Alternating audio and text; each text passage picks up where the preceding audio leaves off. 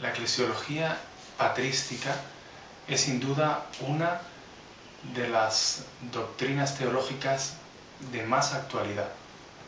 Cuando hablamos de eclesiología entendemos aquella parte de la teología que reflexiona sobre la naturaleza de la Iglesia. En concreto, hoy vamos a tratar,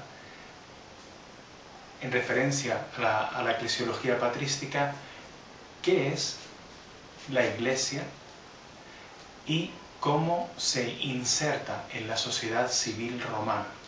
Estos son los dos puntos sobre los cuales girará todo el debate eclesiológico en esta edad de los primeros padres. Cuando hablamos de eclesiología, hablamos de una sociedad, del conjunto de los creyentes en Cristo. El intentar llegar al núcleo de lo que consiste y de qué repercusiones tiene eso para la sociedad será el problema principal de la eclesiología en la patrología.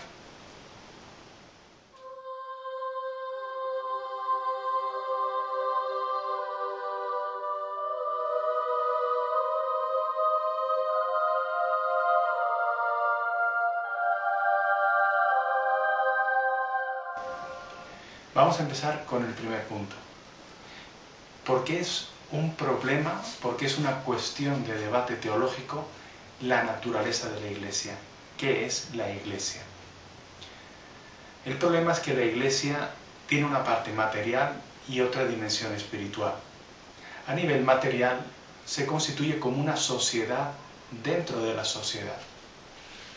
Y a nivel espiritual constituye un tipo de unión entre los creyentes que va más allá de la solidaridad humana o de cualquier otro vínculo terrenal.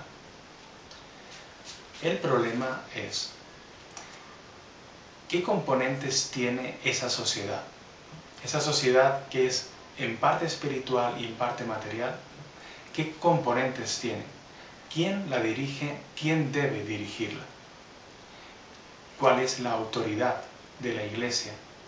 Por Iglesia tenemos que entender una sociedad que abarca toda la comunidad de los creyentes allá donde estén, o tenemos que entender pequeñas células eclesiales como las diócesis o las parroquias o los lugares de misión. Tiene que haber una autoridad compartida, colegial, entre cada uno de esos núcleos, o tiene que haber una autoridad máxima. Ese será un gran problema discutido, una cuestión disputada en la eclesiología de los primeros siglos. Los santos padres mirarán con atención cuál es el dato bíblico acerca de estas cuestiones. En cuanto a esa dimensión espiritual y material, ¿no? Hemos visto primero la cuestión de la autoridad de la Iglesia, ahora vemos la cuestión de cómo compaginar lo espiritual y lo material dentro de la Iglesia, ¿no? Este es el primer punto de qué es la Iglesia. ¿Hasta qué punto es material? ¿Hasta qué punto es espiritual? ¿No? Sí, como para Orígenes, por ejemplo, la Iglesia es sobre todo un vínculo espiritual, quiere decir que a nivel de dar directrices o de unificar a nivel práctico, entre comillas, a nivel material, no vamos a poner tanta atención a eso, porque lo importante es una comunidad espiritual. Si tenemos en cuenta esa dimensión material, esa sociedad necesitará una estructura, necesitará una institucionalización, necesitará unas reglas, unas normas, ¿no? Y luego el tercer punto es el tercer punto de debate en la patrología acerca de qué es la Iglesia. Se trata sobre esa pregunta: ¿cuál es la Iglesia verdadera? Desde el inicio de la Iglesia, la llamada Gran Iglesia o Iglesia Universal, que pues, según la palabra griega traducimos como Iglesia Católica, desde ese inicio, ya desde los tiempos bíblicos, empiezan a aparecer grupos que se escinden, que se separan de la Gran Iglesia. A medida que esos grupos se multiplican y van ganando fuerza, ¿qué discernimiento, cuáles son las normas de discernimiento para saber cuál es la iglesia de Jesucristo, cuál es la iglesia verdadera. Una pregunta que no solo fue un problema en la época patrística, sino también en la iglesia actual, ¿no? Y ha acompañado este problema toda la historia de la iglesia, ¿no? Los 2000 años de iglesia. Esto era sobre el primer punto, ¿no? ¿Qué es la iglesia? Otro punto de debate en esta época patrística fue cómo se inserta esta sociedad paralela, ¿no?, dentro de la sociedad civil romana, ¿no? Para los romanos, especialmente para las autoridades, pero también para los intelectuales, la iglesia no era más que un grupo de gente, una asociación, ¿no?, una eclesía, ¿no?, un grupo, una asamblea. Y entonces, como tal sociedad, podía resultar que fuera un problema. De ahí muchas de las persecuciones durante el Imperio Romano antes de la época constantiniana. Ante esta pregunta de cómo podemos pensar en una sociedad, la Iglesia, dentro de la sociedad con mayúsculas, que es el Imperio Romano, aquí tenemos que volver a recordar cuál es el significado de religión para el Imperio Romano. Para ellos la religión es un asunto de Estado. Es algo que está sometido a las leyes del Estado. Y el emperador es el Pontifex Maximus, el pontífice máximo, la autoridad máxima de la sociedad y también de la religión. Porque la religión no es más que una parte, un asunto de la sociedad, un asunto de Estado.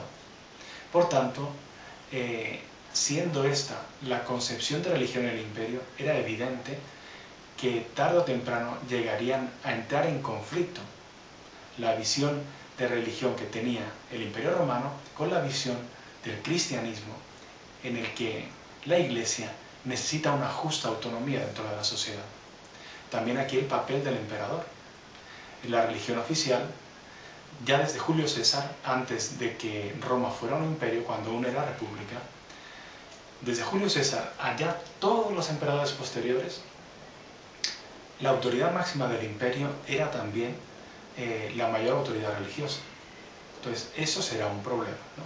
Porque en la Iglesia de Cristo, la cabeza es Cristo y su representante es el vicario de Cristo, no la autoridad civil.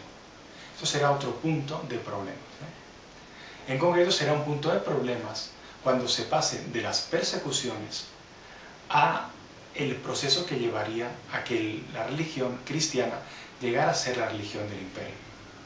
Durante las persecuciones se ve efectivamente que la Iglesia es una sociedad peligrosa que puede dividir el imperio.